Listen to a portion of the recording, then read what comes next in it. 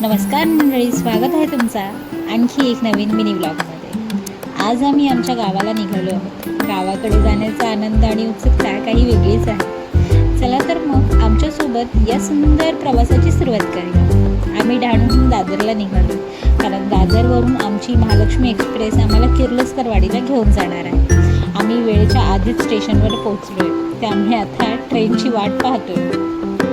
ध्रुव तर खूपच एक्सायटेड आहे। त्याला त्याच्या आईबाबांना भेटण्याचा खूप उत्साह आहे आणि सगळ्यात जास्त तो त्याच्या लाडक्या दीक्षू मावशीला भेटण्यासाठी आतुर झाला आहे। माझे आई आणि बाबा आणि धाकटी बहीण ठाण्यावरून आम्हाला जॉईन करतात। आणि बघा, अखेर त्याची वाट पाहणं संपलं। आता ध्रुव त्याच्या आईसोबत मस्त खेळण्यात रमला आहे। दोघांचं बॉन्डिंग पाहिलं की मन अगदी भरूनच येतं।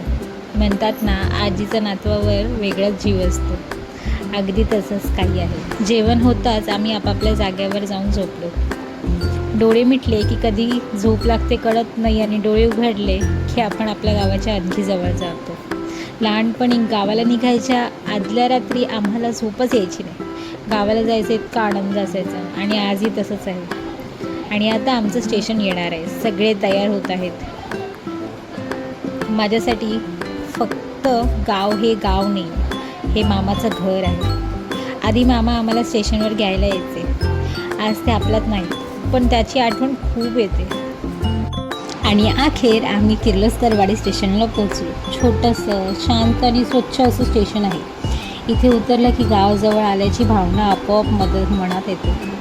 इथून पुढे टमटमचा प्रवास सुरू होणार आहे, आणि मग थेट घरात। आणि अखेर आम्ही घरी पोहोचलो।